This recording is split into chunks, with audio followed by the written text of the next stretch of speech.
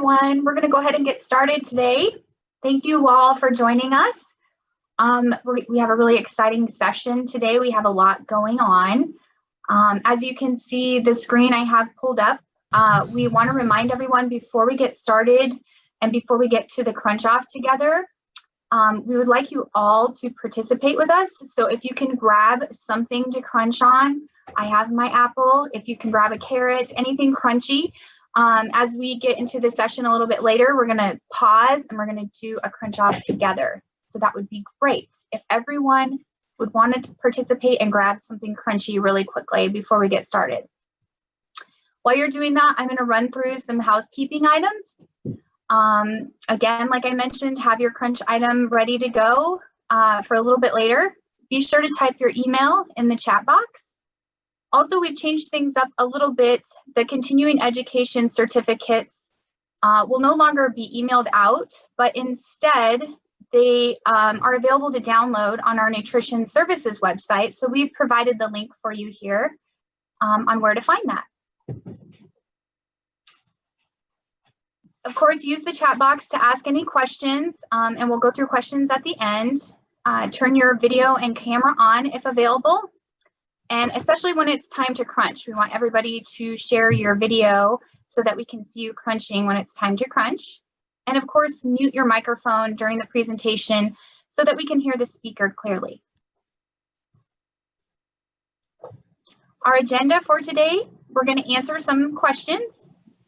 Like I mentioned, we're going to do the crunch off with some polling questions also. We're going to update you on COVID-19 waiver extensions. We're going to review school food service meal pattern choices. Then we're going to touch on some food safety with some additional polling questions. And exciting, we have a Nebraska Thursday giveaway that we're going to be doing live during the session. And then we're going to go through some harvest of the month items. And at the end, we're going to go through questions and answers. There's a lot going on today. Exciting meeting. Going to turn it over to Sean for the first section of question and answers. Well, welcome everyone. It's good to have you with us today. And we have some answers to some questions that we have had for a while.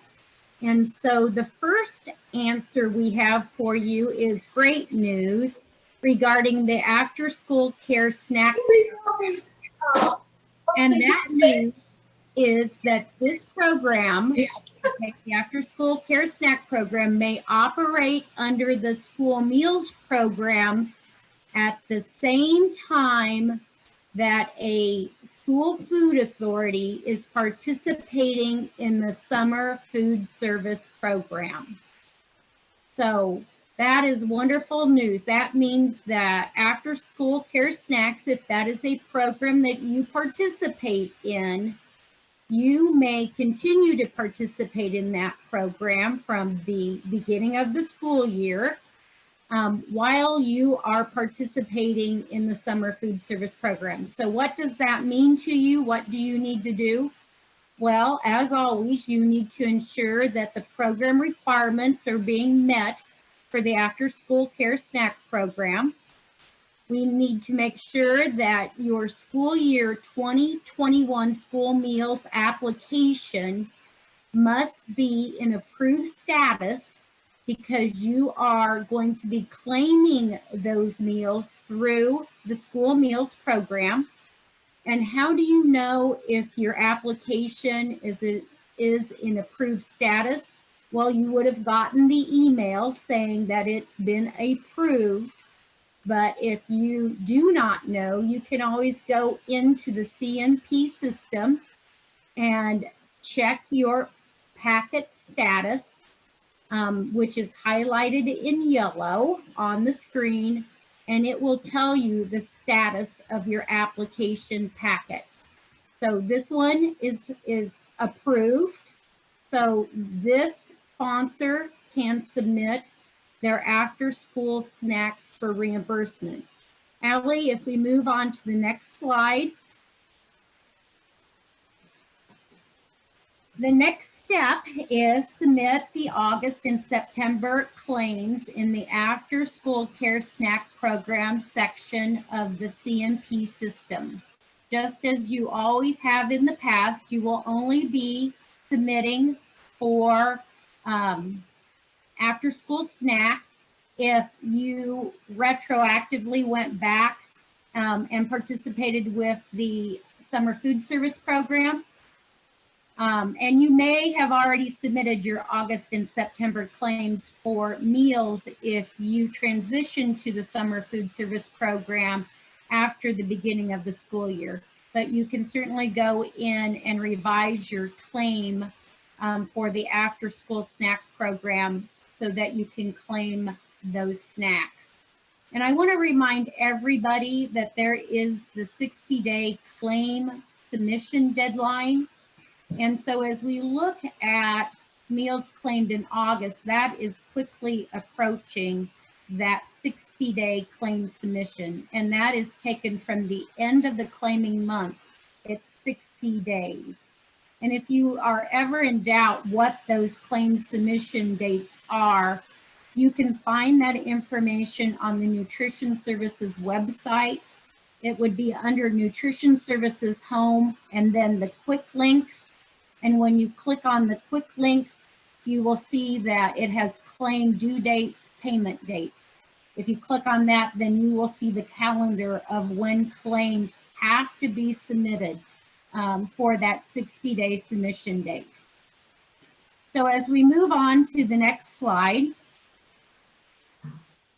we have an answer to the special milk program. For those sponsors that participate in that program, and if you're asking, well, what is the special milk program? Maybe you're a sponsor that does not participate or you're not even familiar with that program.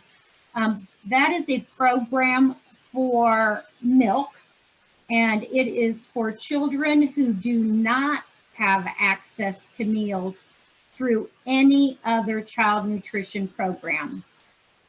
So if, for example, your students, let's say you have pre-K and they participate in breakfast or lunch, they have access to meals and cannot participate in the special milk program. This would only be if they do not have access to meals in any other child nutrition program. But good news,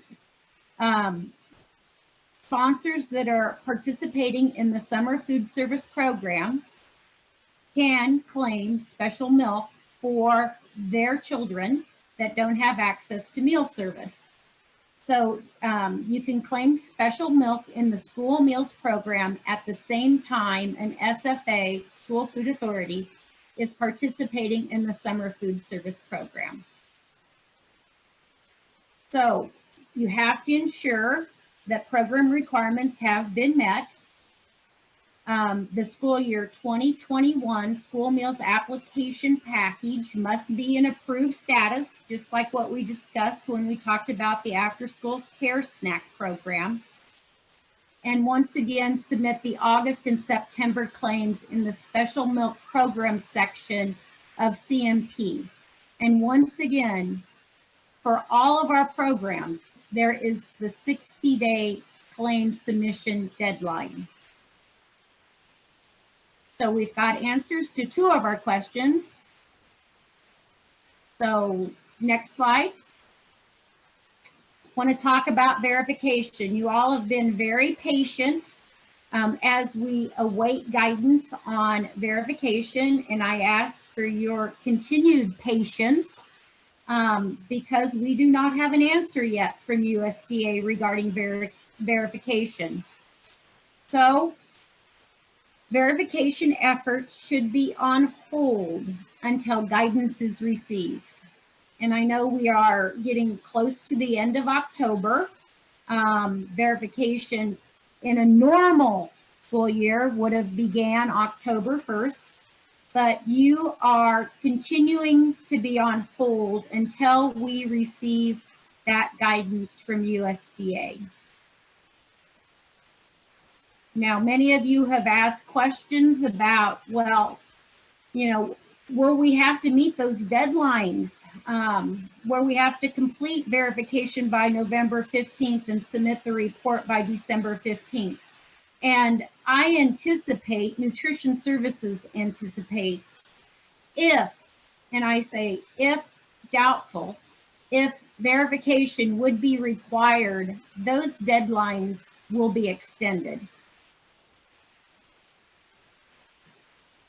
So once again, we are on hold for verification. Next slide. Now some time for exciting stuff. I'm going to turn it over to you. Hello everyone, this is Donna and we are going to have some fun today with the crunch off. I hope you're ready, but first you have to listen to me yap a little bit about this because there's some important stuff that we need for you to know. Sarah, I don't think we talked about who's going to put the link in the chat box. Would you mind doing that, please? While I really have a hard time doing one thing at a time, let alone two. Hopefully you've all heard about the Nebraska Crunch Off before today, but you can learn more at our website. The link in the chat box will take you there. On the website, you'll find the link to register your own school for a Crunch Off in October. There's still time, a few days left, and be counted in our competition against 7 other states in the Mountain Plains region. And we won that competition last year and we want to win it again. So let's get on board. You'll also find ideas on the website for locating local products and producers. If local apples are difficult to find, then see if you can locate other fun and crunchable local items, maybe carrots, broccoli, peppers, pears, or turnips. Promotional resources can also be found on the website. And once you register for a Crunch Off event, you will be emailed the 2020 Mountain Plains Region Crunch Off Electronic Toolkit. Okay, so first things first, we need you to turn on your video so we can capture all these happy faces crunching away at the same time. So please turn your video on, then make certain that you have your local and crunchable fresh fruit or vegetable handy. And hey, if there's any staff around or anybody walking down the hallway, grab them and have them join along. The more the merrier in this thing.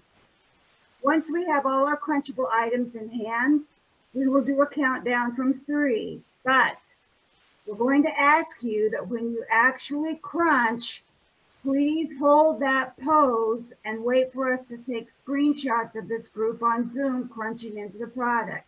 So this is how it's going to go. Now this is a run through. This is not the real thing. So don't be crunching yet, okay? We're going to say 3, 2, 1, crunch, and you will hold your pose. And then in about half an hour, when we have the screenshots, we'll tell you you can move. Kidding. It'll be less time than that, I'm sure.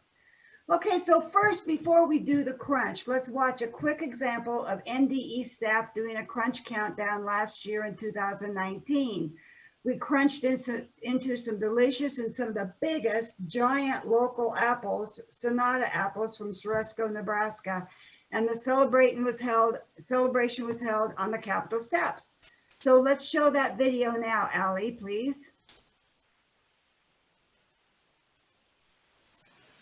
3, 2, 1, crunch!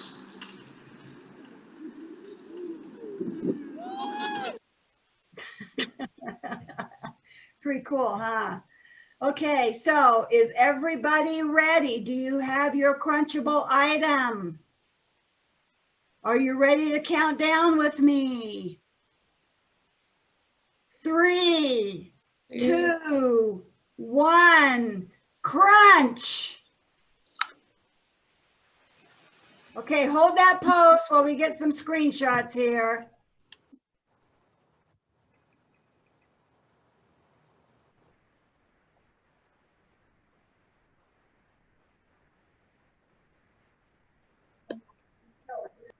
Okay, do we have our screenshots, guys? You guys are so good. You're so patient. Awesome. I think we can probably stop now, don't you think? Was that fun or what? You're on.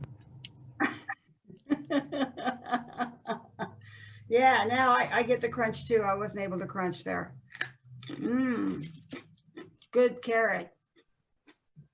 Okay, now. 3, 2. Oh, what the heck, we could watch it again. Okay, so now we want to tally the number of crunch participants here today.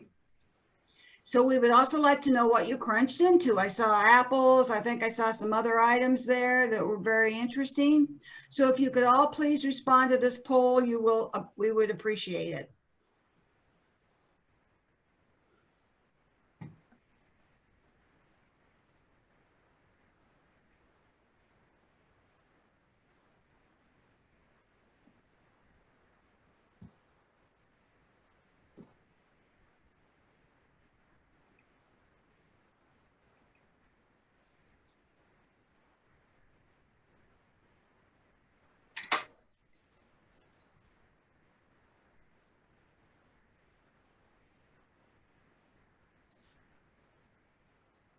Okay, so how long, Allie, before We're about halfway there. Even if you didn't crunch, just choose not participating. We want everyone to answer the question, please. Do you know my husband won't let me eat carrots in the car because I'm such a loud cruncher? I can't eat carrots when I'm close to him, raw carrots. A few more seconds. I'll wait 10 more seconds. All right. Because I've got to be great service hours for kids. We have other plans for that. Well, Okay. I've been pushing that for years. Oh boy. I'm going to share the results with you. Looks like apple is the winner. Yeah, carrots second. Close. A nice second though. Call it the house. Beth. All right. Thank you, everyone. Yes, thank you so much. Okay, more excitement to come later. Stay tuned. And now I believe, Sean, you are up. Is that correct?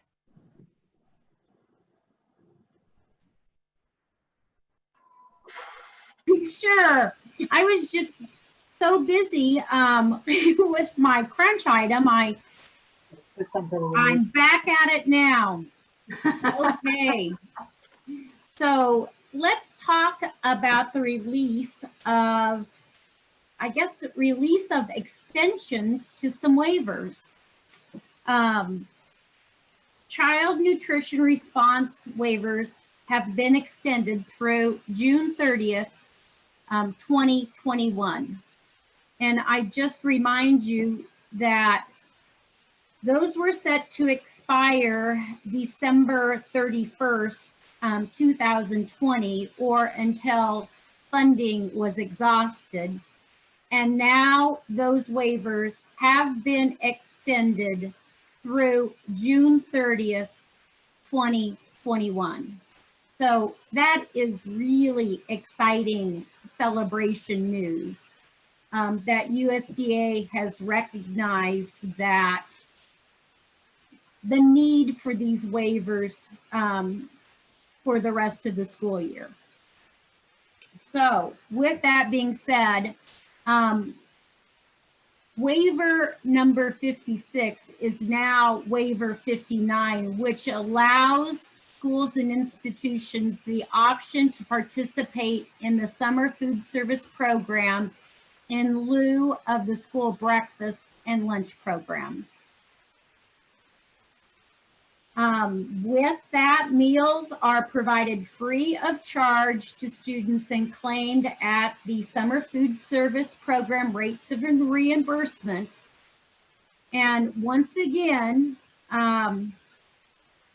if you are not already participating in the summer food service program and are choosing to make that choice now, if you are going back in time and participating, you must ensure that you have credited your student accounts if those students were previously charged for meals. And once again, this is a school or an institution's decision to participate in the summer food service program. This is not mandatory. This is a waiver that allows our schools and institutions to participate. So that is definitely a school's decision. Next slide. So once again, the effective date, if a school or institution chooses to participate, can be at the beginning of this school year or any time after through June 30th, 2021. So there are waivers that support this. And so then we need to talk about the program year for the summer food service program. It is different than the school meals program year. The program year for the summer program runs October 1st through September 30th. So next slide. So if you are claiming meals under the summer food service program for August or September, August through September, or any time during that period, then that requires the completion of an application for program year 1920 for the summer food service program. If you are claiming summer food service program meals in October or through your end of participation in the summer food service program, then an application for program year 2021 will need to be completed. As I've already mentioned, waiver extensions are now through June 30th, 2021. And as we move on to the next slide, if the SFA is utilizing these waivers, you may continue operations of the summer food service program through June 30th, 2021, or you may choose to end operations when school closes for the summer break. That is another decision that needs to be made, is when will you end participation? Will you go all the way through the waiver extension, or will you end at the end of your school year? So some things to think about. And once again, not all sites have to operate after school closes. You have that flexibility if you would choose not to operate all of your sites. So decisions. Sponsors who have a feeding site or feeding sites with greater than 50% free and reduced, or are located in an eligible area, may choose to continue with the summer food service program operation after June 30th, 2021.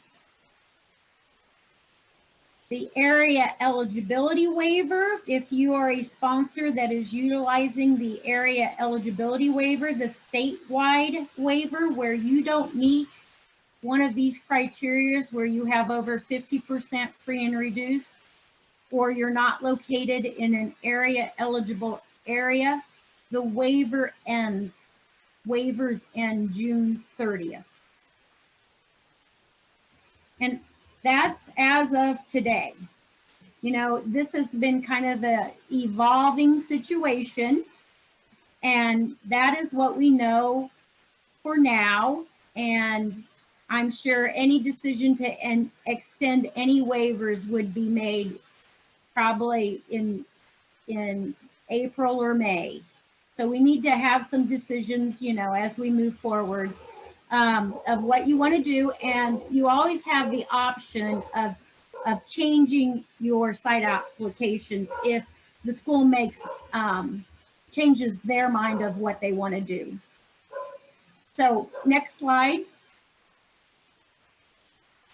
The program year 2021 summer food service application package will open on October 22nd, which happens to be tomorrow.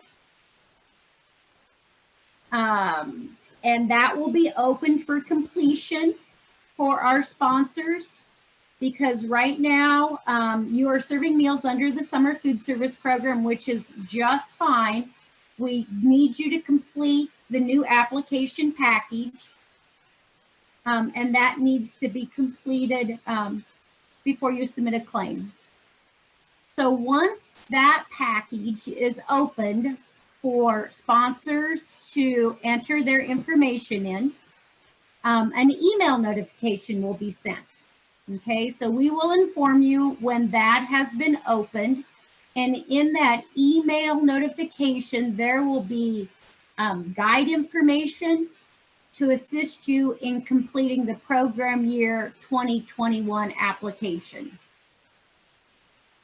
And as a side note, it may be helpful to print program year 2019-20 sponsor and site applications to also assist you as you complete the 2021 application. Next slide.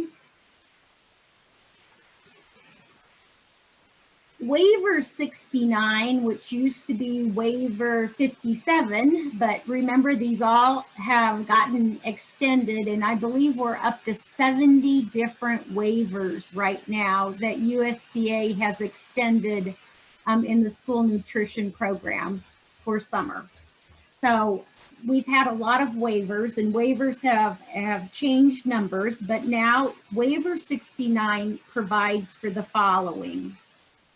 Sponsors can provide summer food service meals without a submitted or approved summer food service application. So that's great news. Okay, that's how you're operating right now in October, because we do not have a submitted or approved application,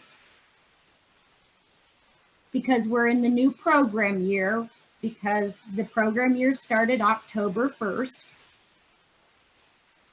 But once again, I'm mentioning you cannot submit the claim for reimbursement for summer food service program meals without an approved application package. So when you go to submit your October summer food service meals, we need to ensure that your package has been approved. So that gives us some weeks to get that done. But just you can operate, but you can't get payment until we have an approved application package. Next slide. Okay, so many of you are new to operating the summer food service program. And once again, I'm going to, because some of you may be new on this Zoom and be wondering, well, why am I operating the summer food service program and it's not summer? That is because that is the only program, child nutrition program, that allows for meals to be served free of charge. So USDA has allowed that flexibility to participate in this program during this pandemic. So with any new program, there are new requirements that you need to know and need to follow. And so we have compiled those forms and information for you to make this easier. And so under the forms and resource section under the summer food service program, we have what would be required for a desk review of your program. And that is information for you to review and to ensure that you have completed. So let's walk through this a little bit further. So next slide. There is a review checklist that is a great guide for you to look at to ensure that you are meeting the program regulations. And so make sure that you print that or view that and make sure that you are in compliance with those items on this checklist. Next slide. So what's required? Well, a summary of what's required is that you have to document that training was provided to all staff involved in the summer food service program. And on the website, under review information, there is a form that you can use to document that training, who received it, when they received it, and what they were trained on.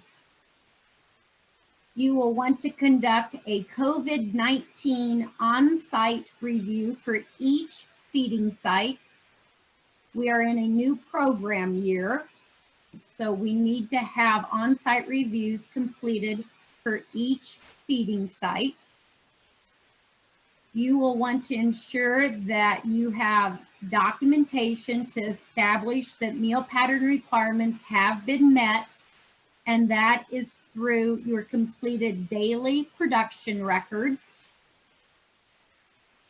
You will want to ensure that you have an accurate point of service meal counting system, that students are counted when they receive the reimbursable meal. You will want to have the monthly meal consolidation counts. And you can certainly use your point of service software as you have utilized during the school year for counting, or you may use the summer food service program tally count form. Because once again, remember, we just need a count. Students are not claimed by eligibility status because they are all receiving free meals. But if you are using the summer food service tally count form, make sure that you are actually tallying, making marks through to ensure that those records are completed. When we have done reviews of sponsors, we have found some problems with tally sheets, and we want to ensure that you understand that that is your point of service meal count, and it has to be as that student is receiving the meal. So make sure that your count sheets are accurate and completed correctly. And along with what's required, track program costs monthly. And this isn't any different than you would do in any program. The school meals program is that you are tracking program costs.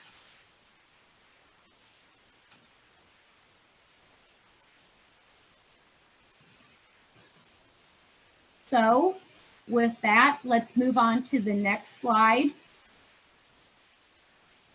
And I'm going to turn it back over to Donna. All right, if I can find the unmute button. Okay, let's talk a little bit about meal pattern options in the summer food service program. And we've talked about these before, but you know, because this is new for a lot of you, we thought, let's go over it at least one more time. And as you know, you have two options for meal patterns in this program. You can continue to follow the meal pattern for the school lunch and breakfast programs, NSLP and SBP, and these are meal patterns that most of you are very familiar with. Or you can choose to follow the meal pattern for the summer food service program, the SFSP meal pattern. And that's the one that you're probably not as familiar with. So let's go to the next slide, please. and show you where you can find a copy of the SFSP meal pattern chart. This is similar to a slide Sean showed you earlier in the presentation. It's the SFSP training site location, and that's where you'll find the meal pattern chart. It's highlighted there in yellow. So go to the SFSP training, and it's the second link in the list. Okay, next slide, please. Okay, so the SFSP meal pattern, of course, you can just use that as your main meal pattern throughout the year, but there have been some schools who have had a good experience with it when they utilize it if or when school changes from on-site to remote learning. Now, we have told you time and time again that you must choose one meal pattern to use for all students. You can't use one meal pattern, let's say the NSLP meal pattern for your on-site learners, and then if you do have remote learners, use the SFSP meal pattern. All of the students in your school must be given the same meal pattern, and that's one thing you have to remember. Now, if you were to choose the SFSP meal pattern for, if you maybe, let's say part of your school goes to remote learning. I believe Sue Anderson talked about this last week at Twin River about how the high school and junior high went to remote learning and the elementary stayed in school, and they used the SFSP meal pattern, and she did implement offer versus serve in SFSP for those elementary students who were on site, and that is definitely possible.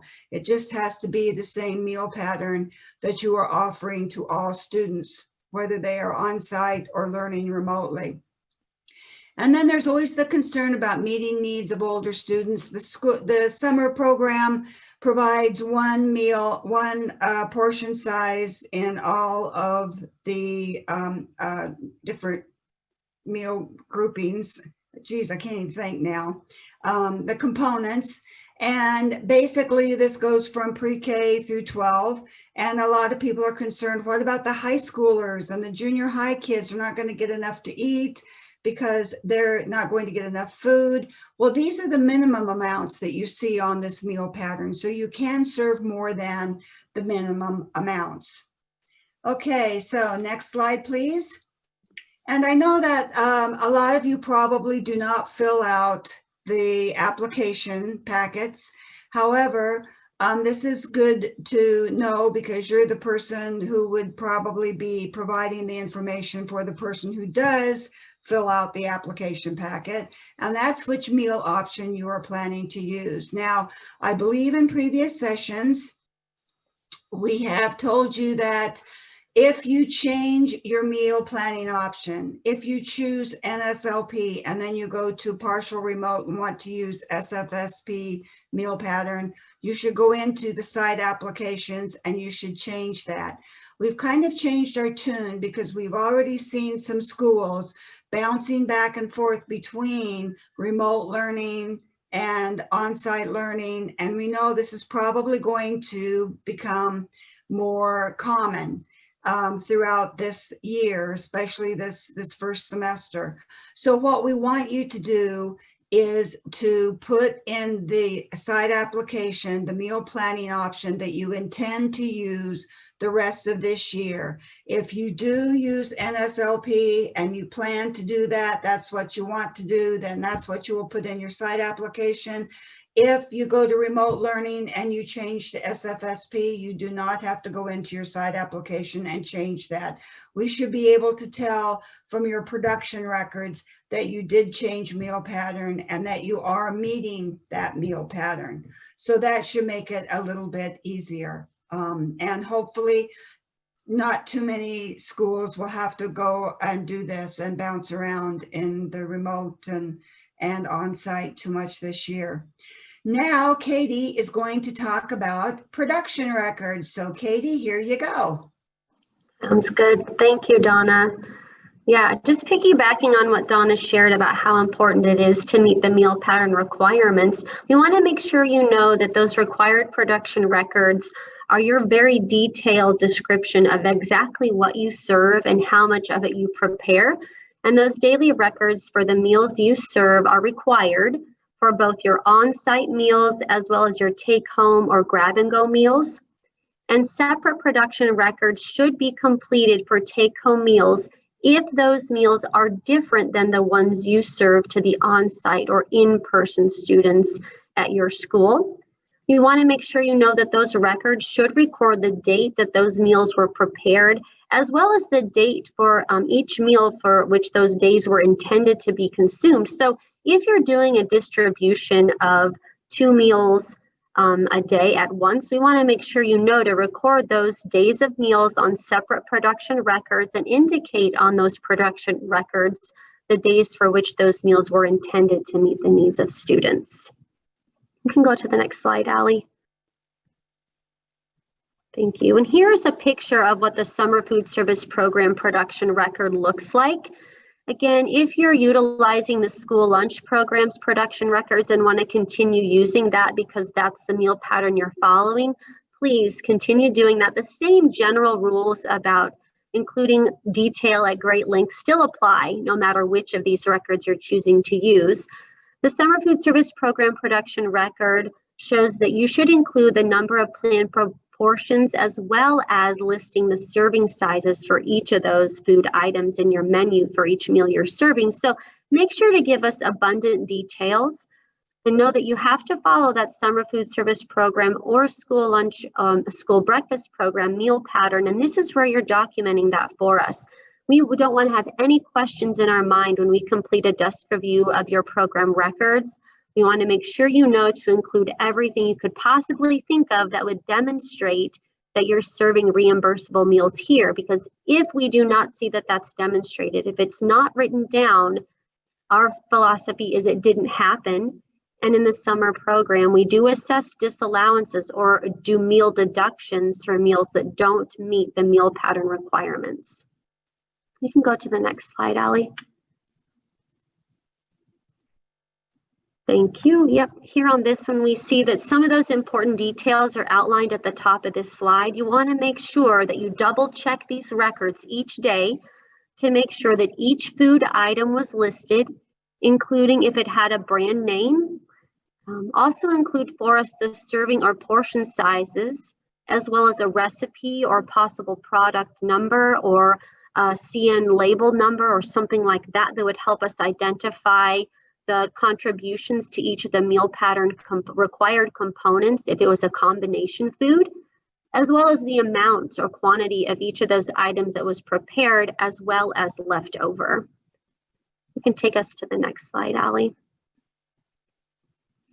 And here we see that we have provided you with a really nice reminder that those child nutrition or CN labels or product formulation statements for those commercially prepared combination foods are required. You must keep these on file.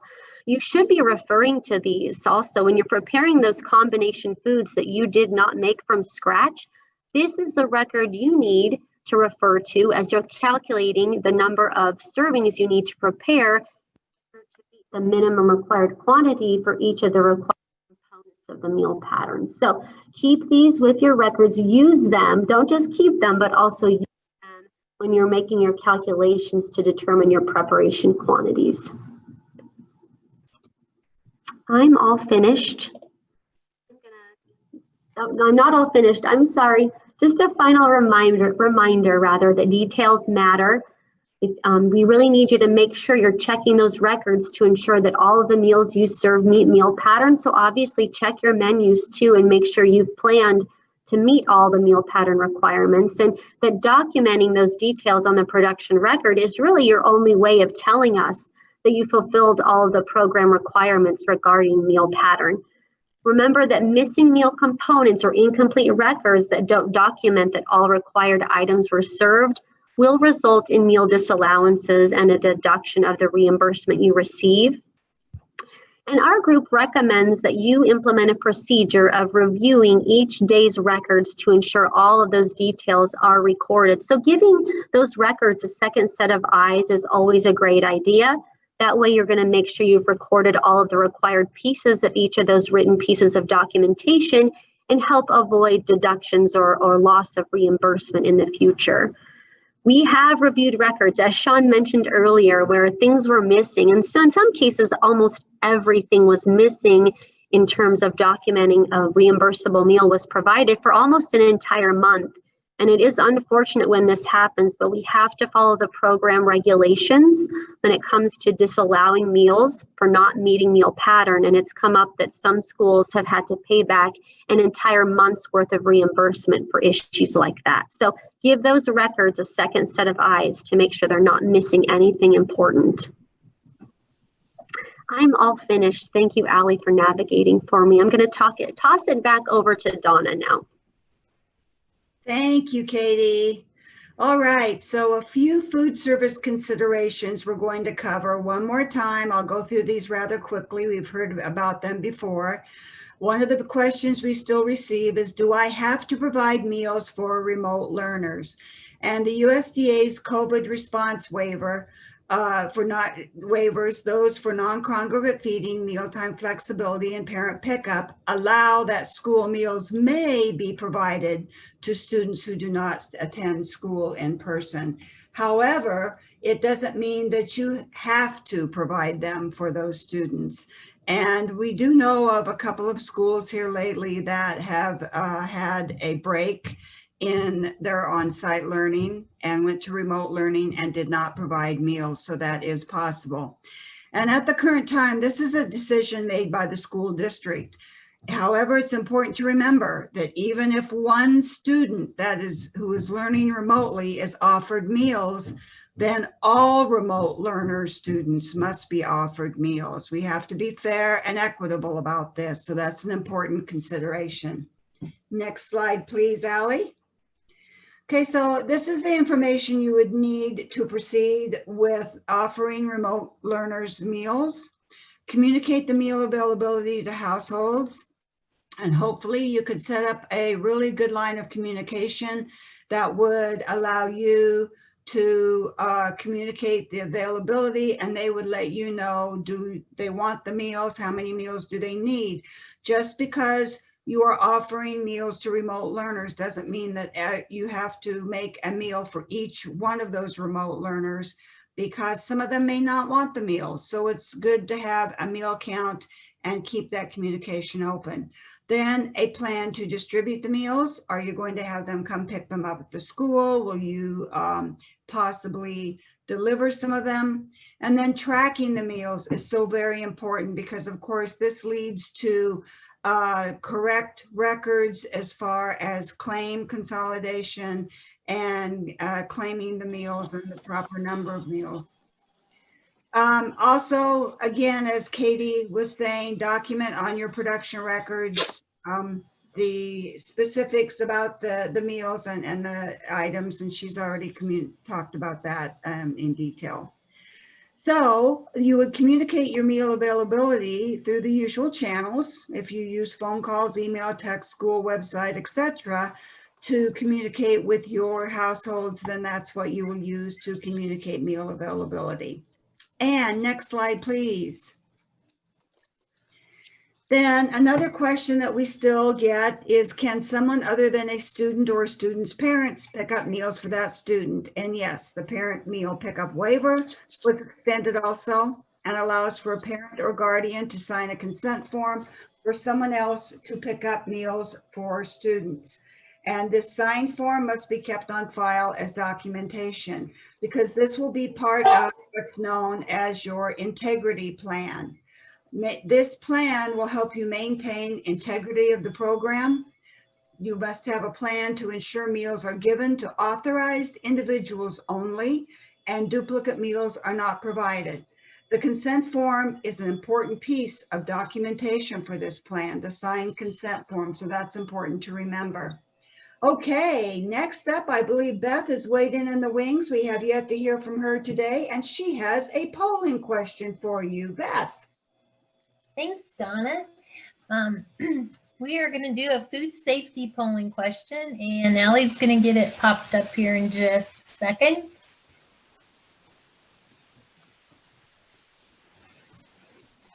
Beth, you would like the first question after what activities? Okay. Yeah. Here we go. Okay, so after what activities must a food handler wash their hands? The multiple choice. So go ahead and pick which ones you think it is.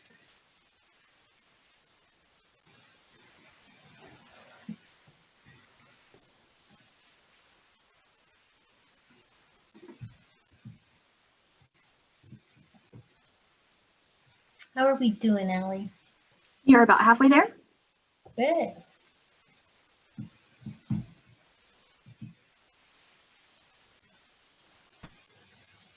I'll do about 10 seconds more.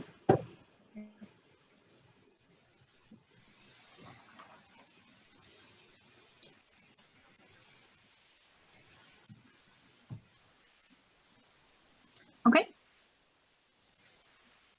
Okay.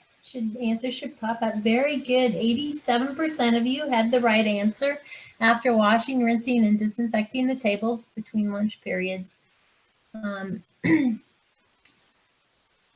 reason being that you have to wash your hands then is because the disinfectant could still be on your hands and then contaminate any food that you might touch with your hands or any surface that you are touching.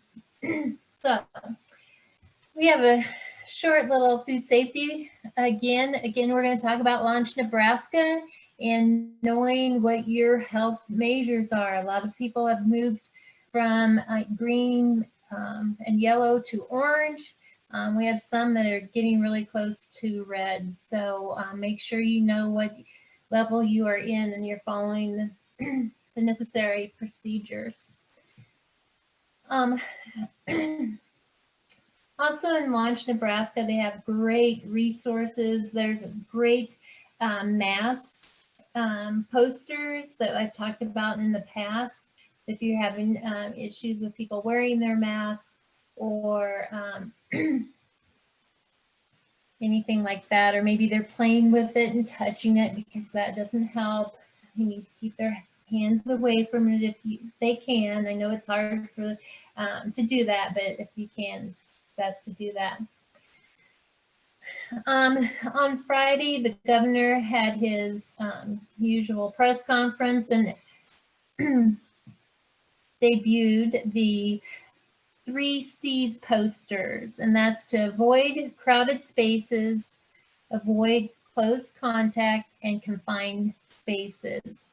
And that was created by the Nebraska Association of Local Health Departments because Nebraska is the 5th in the nation for active COVID cases, which is not good.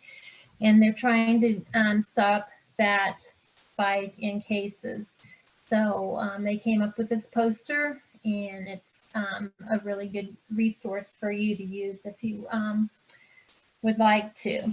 Okay, Allie, we'll do the second question in the polling now.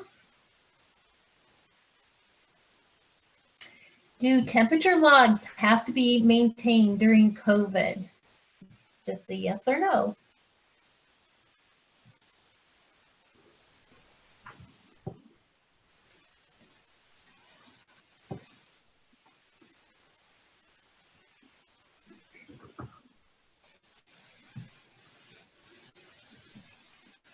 Okay, that one's done already.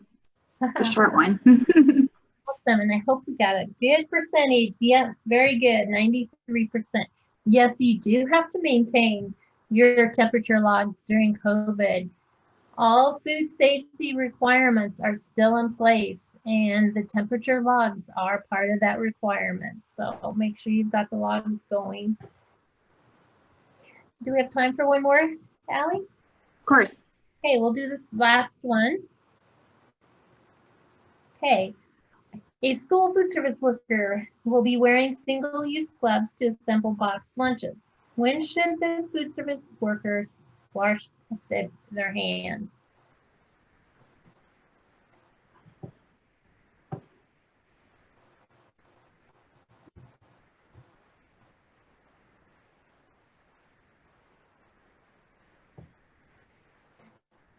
We're about halfway.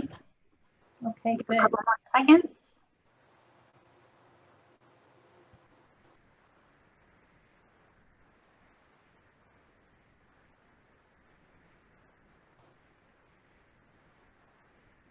Okay. All right. Very good. Wash before your hands before putting on your gloves so that you keep your gloves clean and there's little holes in there that you can't see. You're not contaminating anything. I do want to emphasize the brand or commodities that you put on the production sheets. It's good for us to know so that we can do the nutrition information, but we also need to know that if there is a recall, actually, we don't need to know that. You need to know that, so that if you have already served that food and a foodborne illness is traced back to it, then you would be able to say, well, it was recalled, but you'd already served the food and would be able to trace it back to that recall. So it's very important that you do it to keep our kiddos safe. So I'm turning it over, I believe, to Sarah. Thanks, Beth. Yeah. Yep, I'm here, and I'm excited. We get to, before we go into our giveaway for Nebraska Thursdays, we'll be giving away a couple of tower gardens. We have some exciting updates for our Harvest of the Month program. So we wanted to roll this out during Farm to School Month, which is October nationally and in our state, and we were able to do it. So these items are now available on our website, and we will get that link there in the chat box. I just put that there. And some of those materials that you'll find are going to be sections that are updated with these new items. So we've added carrots and apples, and we chose those items because they link up really well with crunch off events. So if you are going to be doing a crunch off before the end of the month here, make sure and check out the website and take advantage of the materials that are available there now. We can move to that next slide, Allie. So taking a look at these sections real quick, what you'll find is that we have these different toolkit options. So these different sections have all incorporated the new items for carrots and apples.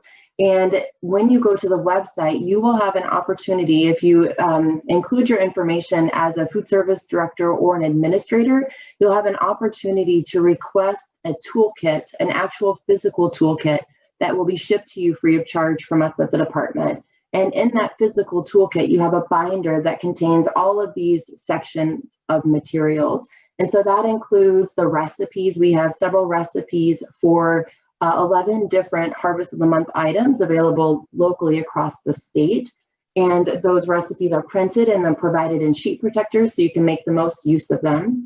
And you would receive trivia cards for those 11 Harvest of the Month items. They're laminated and they're meant to be used on your fruit and veggie bars, but of course you can use them as best works for your school. And a set of 12 posters, one per item, and then a calendar with all 11 items on it. And additionally, you would receive stickers for your students to be wearing when they do try an item. You can see here an example of one of the recipes that we are offering in the toolkit, but this one specifically is a taste test. So we're providing taste test recipes as well as a taste test guide, and then full scale recipes that we can look at here on the next slide. So you can see a couple of options here. We just picked a couple, one for chicken and one for, one for apples and one for carrots.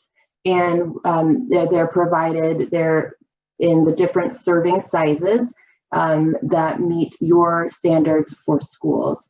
Additionally, these recipes are on our Nebraska Thursdays portal, and you're able to scale those to the number of servings you'd like and make use of it in that way. Next slide, I just wanted to show a couple. These materials are so beautiful and they've been designed so well. I just wanted to show you an example of what the newsletters look like. These are take-home newsletters for you to send home with your families, and they are available on the website for download. And you can print as many as you need, or you can share them out electronically. But this is the example for apples. And you can see that there's a kid activity that's included and then recipes that they can use at home. And then that image on the right is the example of what the stickers look like for when the students try the item, and then they can have a sticker to wear to show off what they've eaten. And the next slide, you can see the example for carrots, which is equally fun. All right, great. One more note, I wanted to point out that we did have 6 pilot schools that we worked with on this program. And on the next slide, Allie, just a spotlight here for some stories that we've told about 2 of the pilot schools that we worked with. And so make use of this. We'll put this link in the chat box as well. And you can access those and kind of learn some of the best practices that the pilot schools learned when they participated in Harvest of the Month. So here's the example from Christ Lincoln Schools. And then the next one, we can see Crystal Gonzalez of Sutton Public Schools. On the next slide there, Allie. Perfect. Okay. That being said, we can move into the Nebraska Thursdays giveaway, which Donna is going to tell us more about. I am so lucky today because I get to do all the fun stuff. Give away prizes, get people to crunch on fruits and vegetables. How awesome. So what we're going to do, I have to talk a little bit before we actually show the winners of the drawing for the Tower Gardens. But this is in celebration of Farm to School Month and a great start to Nebraska Thursdays this school year. We're giving away 2 Tower Gardens.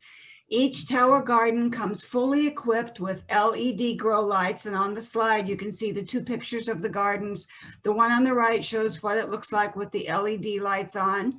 There will also be a seedling starter kit, plant food, pump timer, pH test kit, adjusters, and a water monitor. Everything you need to start your indoor growing experience as soon as possible.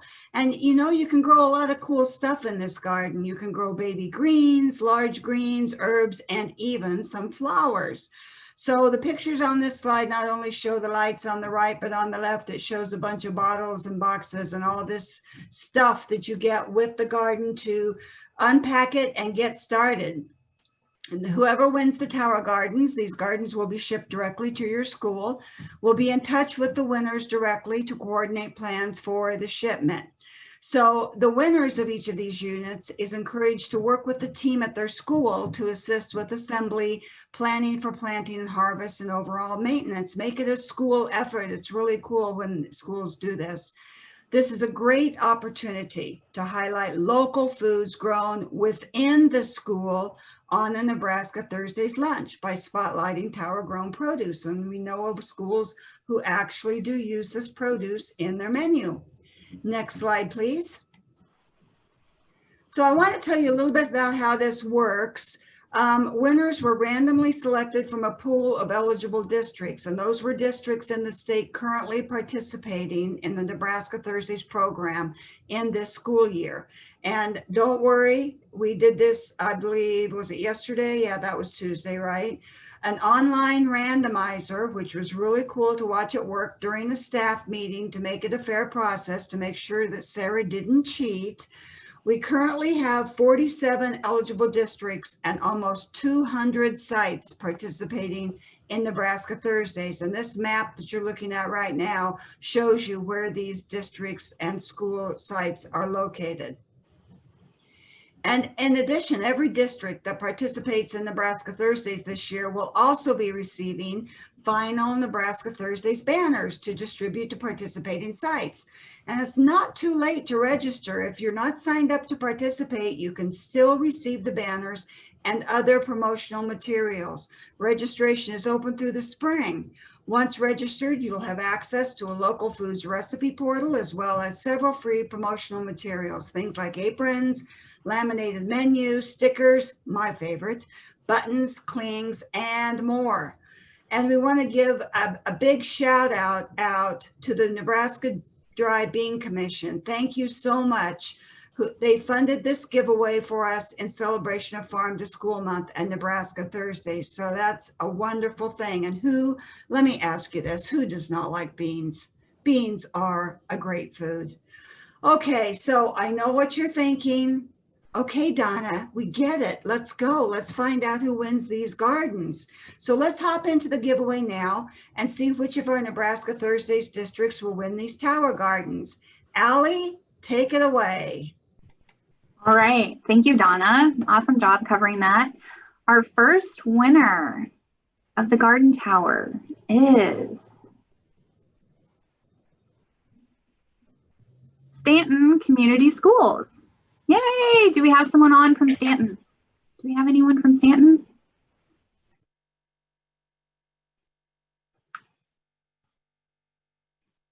All right, well, nice job. We'll go on to the next one. The second winner of the garden tower is Axtell Community Schools. How about, do we have anyone on from Axtell? Awesome job. Yay. Wasn't that exciting, everyone? That was fun. That was fun to do a giveaway on the session. Okay, well, I don't think either of them were on, but that's okay. We'll just move on. Thank you. Okay. We're almost down to questions, folks. Hang in there, but a little bit more important stuff to talk about with Farm to School. And I believe Sarah has a couple of URLs, web addresses to put in the chat box. And the first one is about Farm to School Month champions. So we want you to help us recognize the invaluable contributions community members across the nation make towards supporting and feeding children and families in our communities. These community members go by many names: farmer, cafeteria worker, neighbor, teacher, gardener, volunteer, and more. But a lot of people in your communities have risen to the call to creatively feed our nation's kids. So we want you to think about who are your community food champions. You have to nominate them by tomorrow. I know this is kind of short notice, but by tomorrow, October 22nd. And if they are chosen, champions will receive a $500 honorarium. This isn't a grant they have to use in a specific way. It's just a $500, and be named a National Farm to School Network Community Food Champion. So once again, Sarah has put that link in the chat box. Also, the National Farm to School Network has developed resources and activities to promote Farm to School Month in schools, early care, and education settings, communities, and media outlets. And you'll find posters, logos, sticker templates. I think it's time for me to quit talking, and more on their website. So remember to follow and share NDE Nutrition Services Facebook and Twitter posts. We'll be highlighting opportunities and great stories throughout the month of October, and following us on social media is a great way to stay tuned into opportunities as well as to be inspired. Use the hashtags in the chat box and share widely. Last, USDA Farm to School grants for 2021 are now open. Please reach out to Sarah with any questions. We've dropped the link to the application in the chat box. That application will be open until January 8th. So we want to wish everyone a wonderful, happy Farm to School month. You're doing great work. Thank you so much. And Sean, do you want to wrap it up? Oh, Donna, it would be my pleasure to wrap it up. Let's have some time for any questions that have been entered into the chat box. And I am going to ask Allie and Beth to look through those questions and read those. Okay, I'll go with the first one, John. So we only have to verify one application, and I have proceeded as usual. Is that okay? We're talking about verification. Sure.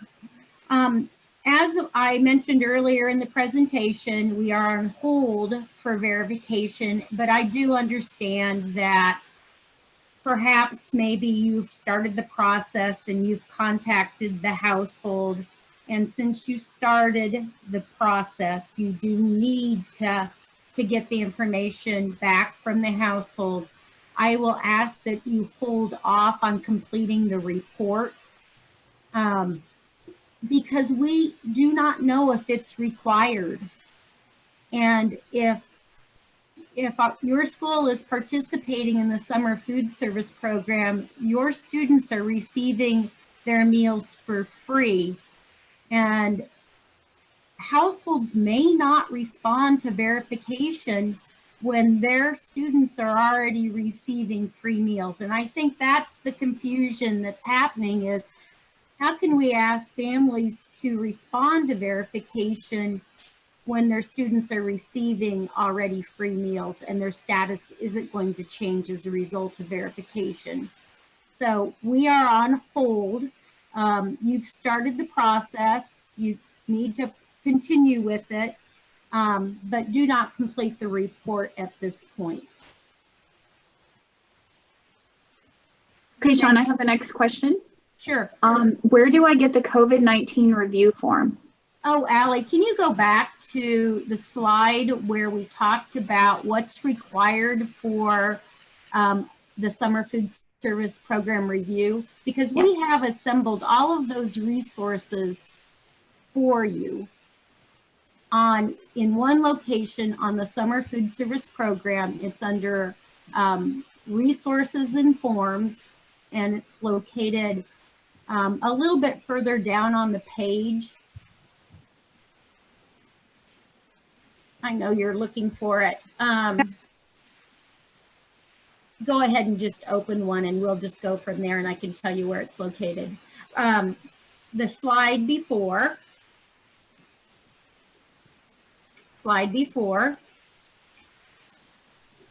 This is where we have the desk review resources located, and you will see that that review form is available underneath the desk review resources. And it is specifically the COVID-19 Summer Food Service Program review form. Hey, Sean, it's Katie. I went ahead and put the link to that page on our website in the chat box. So folks, if you're looking for it, you can navigate to the latest comment in the chat box, click on it, it'll open up in your browser for you, and then you could bookmark it if you want to. Thanks, Katie. That's very helpful. Okay, Sean, the next question is along the slide, on the side too. So how do we track monthly costs just to keep track of bills from Cashflow and US Foods, for instance? Yes, that's exactly what you would do. You would track your invoices like you always do for purchases made. Purchases made now are, if you're participating in the summer food service program, are for that specific program. Any labor that would not be food service staff, perhaps you have school staff working to distribute meals, and they are time certifying where their salary is being paid from the program. We'd ask that you provide that documentation of time certification.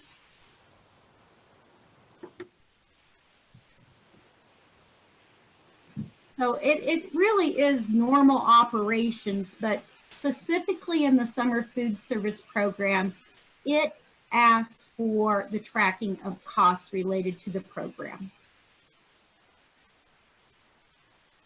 I have the next question, Sean. If your school is still operating as normal, but there are kids home that are quarantined, are we required to feed the kids at home if they request it, or is that up to the school?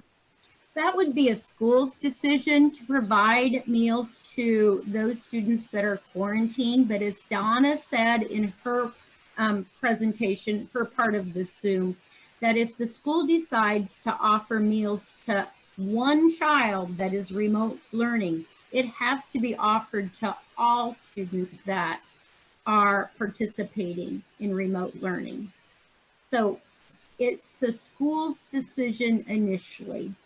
Will you be providing meals to your students that are remote learning, or maybe in this case where they're quarantined and they're not participating in remote learning due to illness. But school's decision. Okay, our next question is, if using OVS in summer feeding program, are we still required to offer all dark green, red, orange, etc. in the meal planning? Well, the first question I have to ask is, what meal pattern option are you utilizing under the summer food service program? Because you have two options. Your option is to utilize the summer food service meal pattern, or are you utilizing the school meals, school lunch, school breakfast meal pattern? Because dependent upon which meal pattern you are using within the summer food service program, you have to meet the requirements of that specific meal pattern. So if you are using the National School Lunch Meal Pattern, which requires subgroups, vegetable subgroups, the dark green leafy, the red orange, the bean requirement, now I'm at a loss for all of those subgroups, but there are several of them. You would be required to meet those subgroup requirements.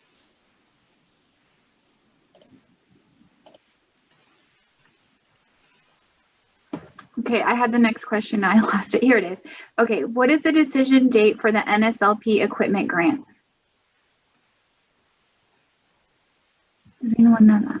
Yeah, it's Katie, and I know Christy is working on those. All of the applications have been reviewed.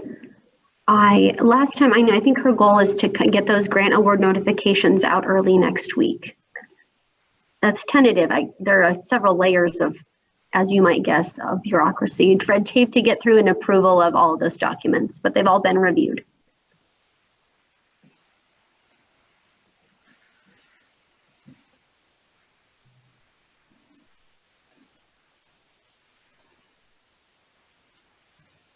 Let's see. Next one that I found, Ellie, is can you put the website up again where to print off our certificates? Yeah, and I did put that in the chat box at 3:13. Yeah, I didn't say anything, but yeah, it's right there. If you look for the 3:13 timestamp, it's that comment. Thanks, Beth. And Allie, would you show them where it's located on the website? That's one of the very first slides where to find the certificate. Yep.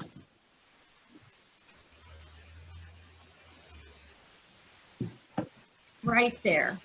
It's under the school lunch training. It's under Training Home School Meals Program. And it's under the Serving Up Great School Meals webinar training. And remember, this is where we have located all of our previous, not all of, the most current Serving Up Great School Meals Zoom meetings, and we have the certificate available for download at this location.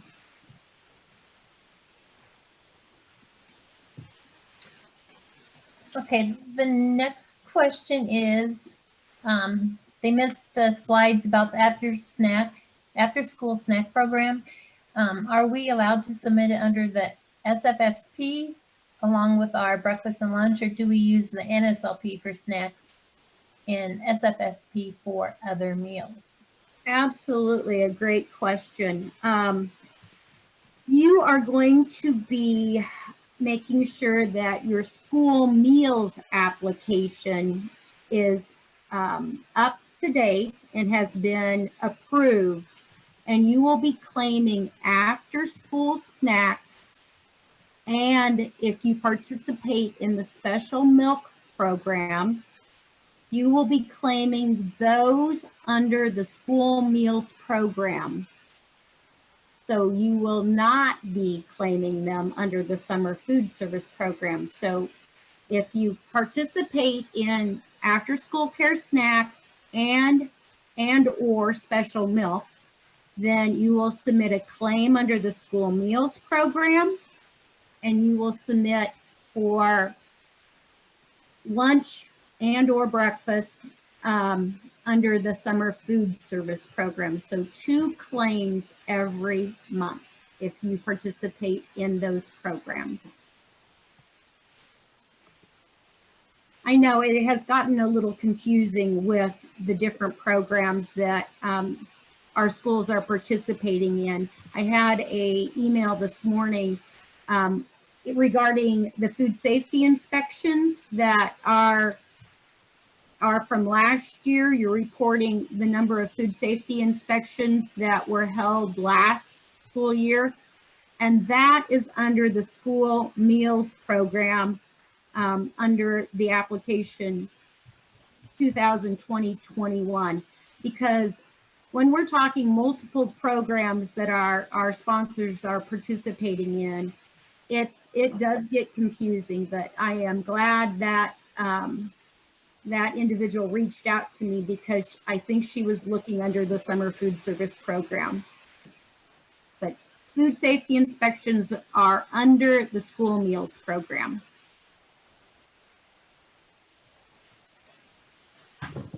Okay, I let's think go ahead, Allie. okay, there might have been one more I see. Does the deadline of June 30th include the language or until funds run out? She's referring to the waivers. It does not, as far as I'm aware of, and I'm going to ask Katie for a little bit more, or Marianne, Katie, on, I do not believe it does. No, No. I agree with you, Sean. So those waivers have been extended through June 30th. And once again, that's the decision a school needs to make on when they choose to end participation, if it's at the end of the school year, or if that school makes the decision to operate sites to June 30th. There is no obligation to continue, but that it is available. So the question is, so it's not until funds run out. I see this in the chat box, and that is correct. That is not language that is in the extension of the waivers.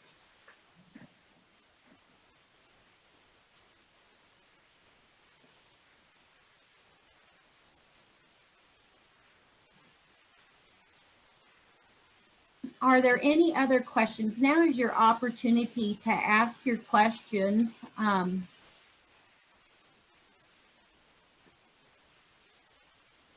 If you have anything that you're wondering about there.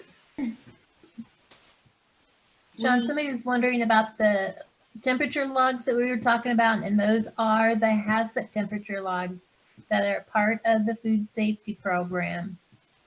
You have to take your logs. And Beth, where would they find those logs on our website? In the HACCP page, if they go into the food safety, they'll be there. They're all there. And you should have some in, hopefully in your HACCP books. You should have copies of those. So all forms are available on the Nutrition Services website under Forms and Resources. And if you click on Forms and Resources, then that section is divided into 3 different parts. The first part is administrative and record keeping for the school meals program. The second part is the food service part. And then the third section is regulations. And so Forms and Resources is always a good starting point to find anything. And it's organized by specific title of what you're looking for.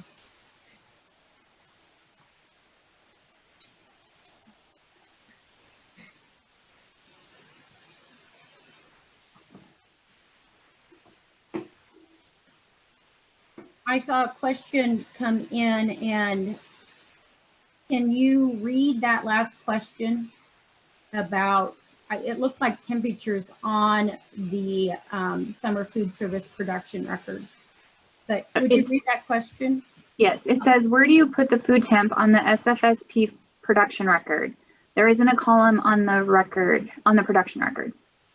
You can put it next to the time and temperature for control foods, or you can just make your own little column, or you can use the food temperature log.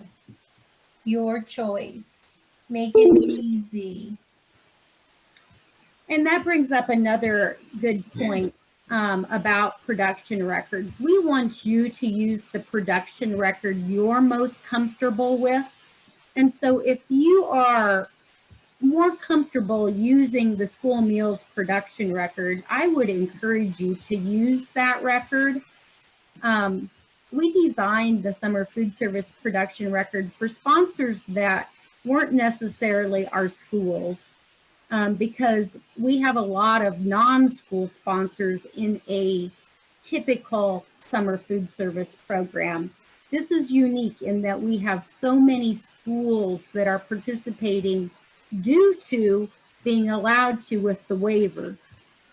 Do not feel you have to change to the summer food service production record if you are more comfortable using the school meals production record.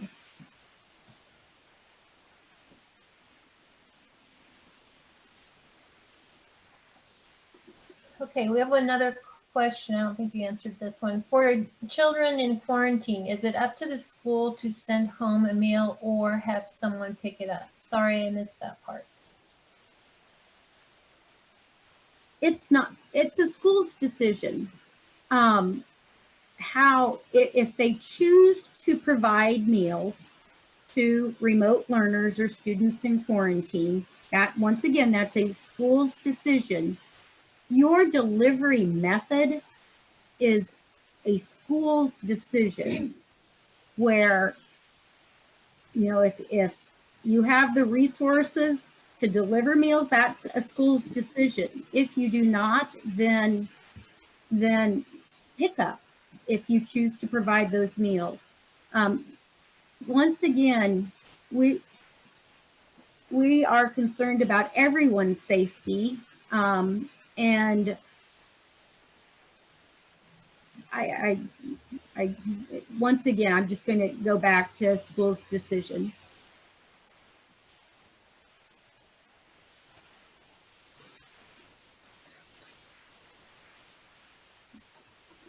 I don't see any more questions, but I did put the website for the HACCP logs and information on HACCP in the chat box for you. Thanks, Beth, for providing that link so that they can copy it into their browser and save it as a favorite. We will stay on the line for just a couple more minutes if anyone has any questions, and you can enter them in the chat, or you can unmute yourself and ask your questions too. I just want to remind everyone one more time to print off your certificate. They won't be mailed to you anymore. So I just want to remind everyone again.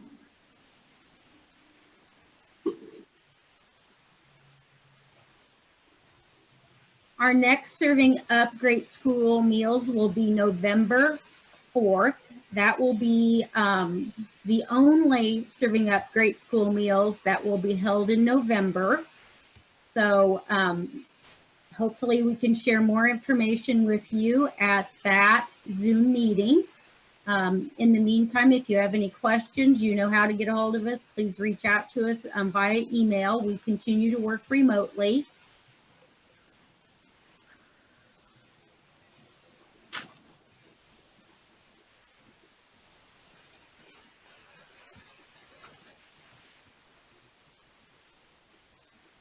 If there are not any more questions, I think we will go ahead and wish everyone a great week, and thank you for the good work you're doing in feeding students.